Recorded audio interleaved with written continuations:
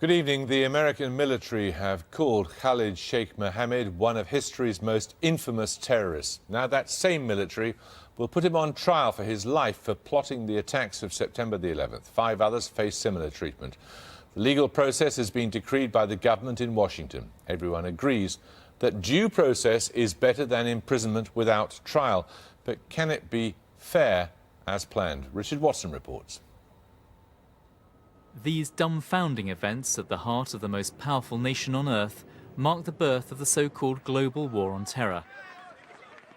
Over the past 7 years, the trajectory of world politics has to a large degree been dominated by this event, and today's announcement that 6 men are to be charged is a defining arc. Tonight we are a country awakened to danger and called to defend freedom. Our grief has turned to anger, and anger to resolution.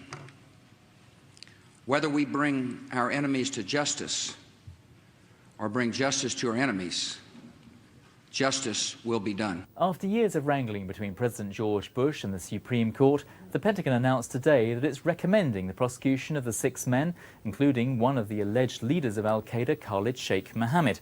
But the decision today to use a military tribunal rather than a civilian court will once again raise questions about the nature of evidence obtained under torture and coercion.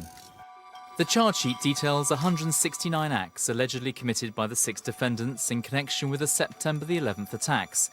The allegations state that Khalid Sheikh Mohammed was the mastermind of 9/11, obtaining approval and funding from bin Laden and overseeing the operation and training. Walid bin Attash is alleged to have trained 2 of the hijackers at a terrorist training camp in Afghanistan. Ramzi bin al-Shibh is alleged to have coordinated the plot. Ali Abdul Aziz Ali is alleged to have delivered funds to the 9/11 hijackers. Mustafa Ahmed al-Horzowi is also alleged to have given them financial assistance. Mohammed al-Qahtani tried to enter the US in August 2001, allegedly to become the 20th hijacker for the 9/11 attacks.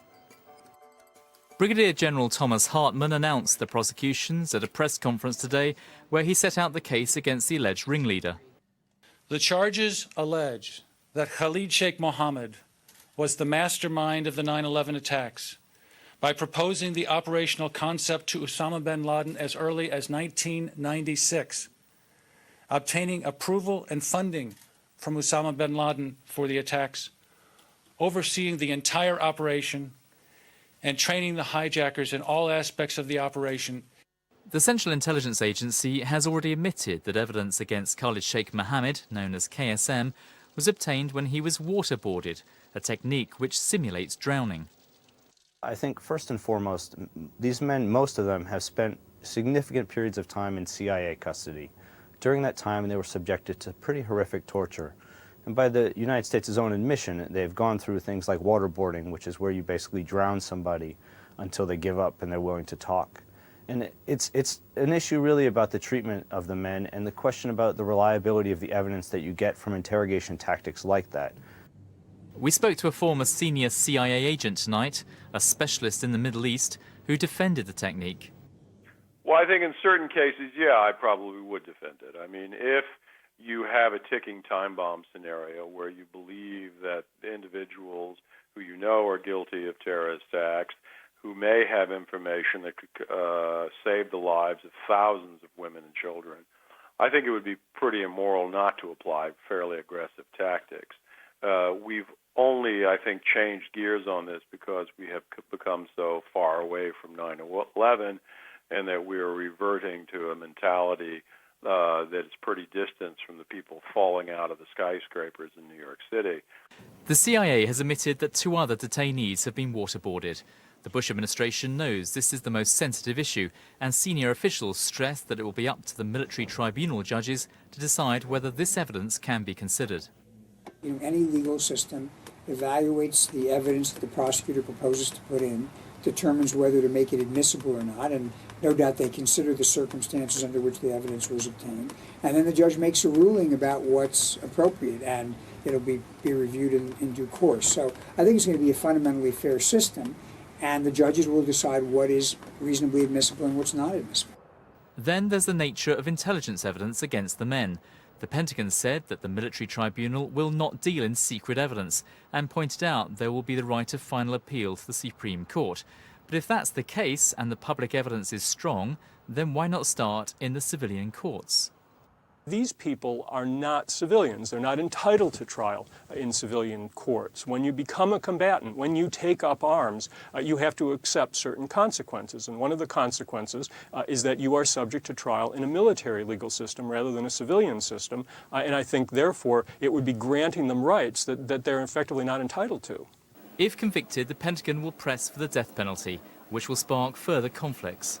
The United States is trying to project a certain image to the world as it fights the war against terror, and has to be smart about it. It's supposed to be holding itself up, it should be holding itself up as the defender of human rights, as the defender of liberty. Oh, I think killing them, that's fine. I mean, if you were to catch Osama bin Laden and Ayman al-Zawahiri, you'd certainly want to kill them at the end of the trial. I don't think the idea of keeping them in prison necessarily helps any type of psychological operation that you might run in the Middle East. Some suspect that President Bush, in his last year in office, wishes to mark success in the global war on terror, which has been damaged by attrition in Iraq. Most believe, however, these proceedings will extend well into a new era. Well, a little while ago, I spoke to the Pentagon's legal advisor, Brigadier General Thomas Hartman. I asked him how these men could be expected to get a fair trial. These men will receive a fair trial because of the procedures that are in place to provide their rights.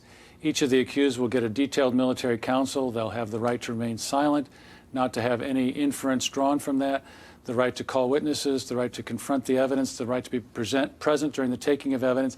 Indeed, these rights will be equal to or greater than any other foreign international criminal tribunal and will exceed the rights that were made available at the Nuremberg trials. How many of them have been subjected to torture? Evidence regarding the case will be dealt with in the courtroom. I'm not going to presume to discuss any of the evidence of the case. Well, as you know, the CIA has admitted that Khalid Sheikh Mohammed was subjected to waterboarding, which is considered by authorities right across the human rights field to be a form of torture. Will evidence obtained under that mechanism be admissible in these courts? That will be a decision that will be made by the military judge in the cases, as the defense has an opportunity to challenge the evidence. The prosecution will present the evidence, and the military judge will make a determination about the admissibility of any particular piece of evidence. Evidence obtained by torture is inadmissible, clearly and without question. And you don't consider waterboarding to be torture, do you? Well, as I said, evidentiary issues will be dealt with in the courtroom by the counsel. That's their duty, that's their obligation, and the judge will decide. That's the rule of law. That's the system we've put in place to deal with these matters, and that's where it should be resolved. That's the American system of justice, and it's the system of justice that we've applied essentially to our soldiers, sailors, airmen, and Marines around the world, and it's the system of justice that we're making available to these people as well. How many of your soldiers, sailors, and Marines have been subjected to waterboarding then? Well, the issue here is not with regard to our soldiers, sailors, airmen, and Marines, but with regard to the rights that we are making available to these accused in these cases. And those rights are extraordinary in the circumstances, and we're proud of those rights. And you're going to have open trials, and you're going to have the opportunity for the press. More than 100 press have been down to see these. So everybody will have the opportunity to view the evidence and see the trials and make their own decision. But the judge will make the ultimate legal decision about the admissibility of evidence. If you're so confident of the procedures, why don't you try them in a normal civil court? Well, the Congress of the United States, and in conjunction with the President and the Department of Defense, determined that the military commissions were the right way to go. These military commissions, in many ways, mirror the military justice system that we have, making adjustments for certain national security concerns that have arisen in connection with the global war on terror. And aside from those adjustments, we've made sure that these rights are very similar to those that exist for our military members. So we need to make some adjustments for the national security considerations.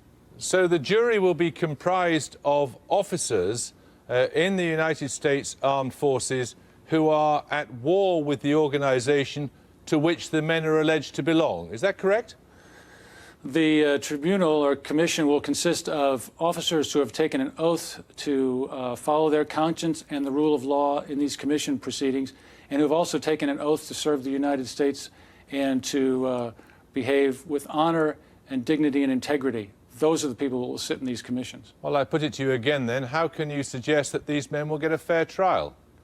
For example, with regard to the jury members or the tribunal members, this is the same practice that has existed for 200 years in America, and it has existed in particular in its modern form for more than 60 years. It happens thousands of times a year throughout the military that military tribunals review, military officers review military cases, review cases such as this. How many alleged terrorists have been tried in the 200 years that this system has been in existence? I can't answer that question. In our current commission process, we've had one completed trial, and 2 are currently in the trial process, and then there are 12 others that are in the referral and swearing process. Now you've got these men on trial. What will happen to the 270-odd people remaining in Guantanamo Bay? When are they going to be tried? Well, that's a separate matter. My expectation is that we will try somewhere in the range of about 80 to 90 of the detainees in the military commission process. Those who are outside the military commission process are dealt with by a different process to determine whether they are alien unlawful enemy combatants and whether they pose a danger to our service members on the field. That's a separate process unrelated to the commissions and not an area where I'm an expert. Brigadier, thank you very much. Well, we're joined now by Jed Babin, who is Deputy Defence Secretary under George Bush Sr. He's in Washington, and in New York is Michael Ratner of the Center for Constitutional Rights, who represents one of the defendants in this upcoming case. Michael Ratner, are you reassured? You know, I'm appalled by what I saw today in the papers, appalled by these charges. I mean, we represent Mohammed al-Qahtani. Mohammed al-Qahtani was subject to day after day after day of what we would consider torture. They call coercion, enhanced interrogation techniques. It's appalling that they could set up a system that would never be allowed in the United Kingdom, where they can take the, quote, evidence that Mohammed al-Qahtani gave under torture and introduce it into a military commission process and use that evidence. So you start at the baseline with evidence from torture or coercion, as they call it, that can be used. You then, on top of that, you put a military commission. It's not even a court-martial. It's a military commission. It allows hearsay. It allows this coerced evidence. It allows secret evidence. The judges are picked by the Bush administration. Why aren't they using a civil court system, or at a minimum, a court-martial? And on top of that, you put a death penalty. Okay. This is one of the most barbaric things I've seen in America. There's a whole lot of points there. Let's take the first one, Jed Babin. Do you believe evidence obtained under torture? Well, the question is, what is torture? And you're all making some vast assumptions that demonstrate a profound ignorance of American law.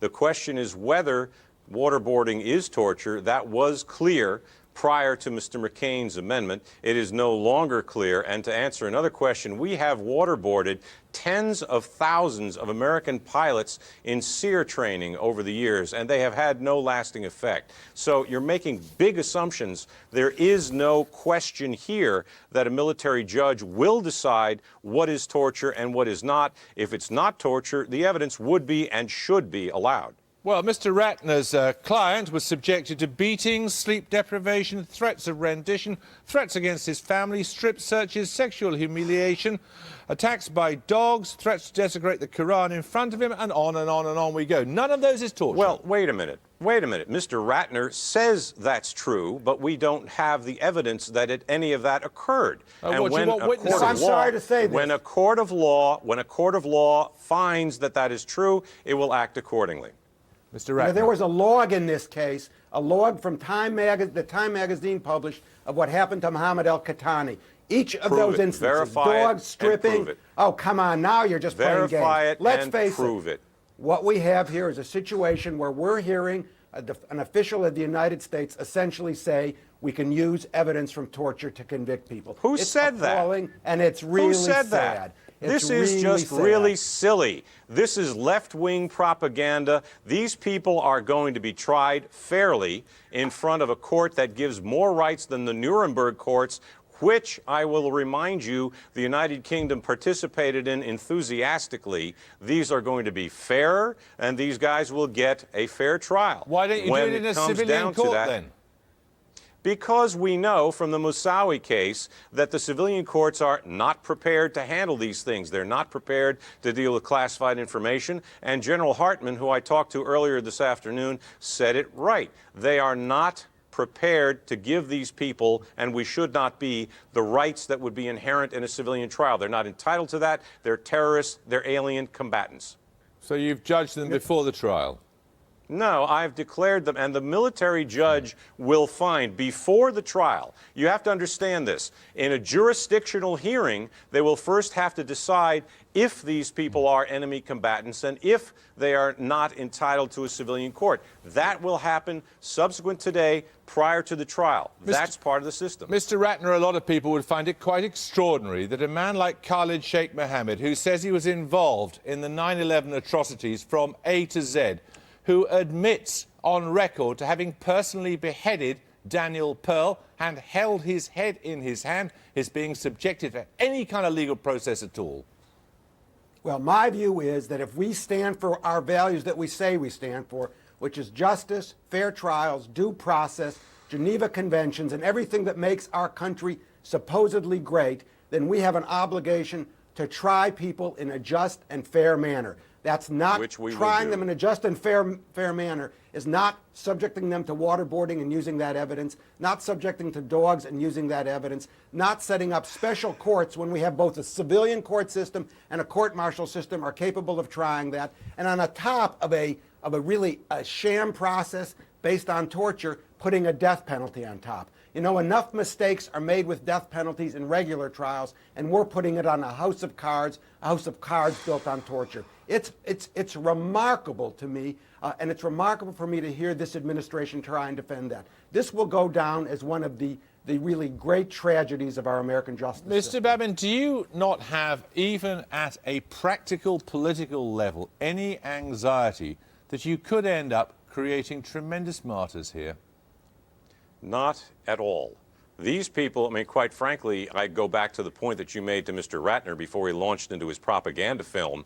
You know, the basic point is, why are we even bothering with Khalid Sheikh Mohammed? His confession, his bragging about it, I mean, you could just hold a hearing and take him out and shoot him tomorrow, and I would be quite happy about it. And I think about, 100% of the United States of America, with the exception of people like Mr. Ratner, would be equally happy about it. Okay, gentlemen, thank you both very much. I'm going to have to stop you there. Thank you both very much indeed for joining us. Thank you.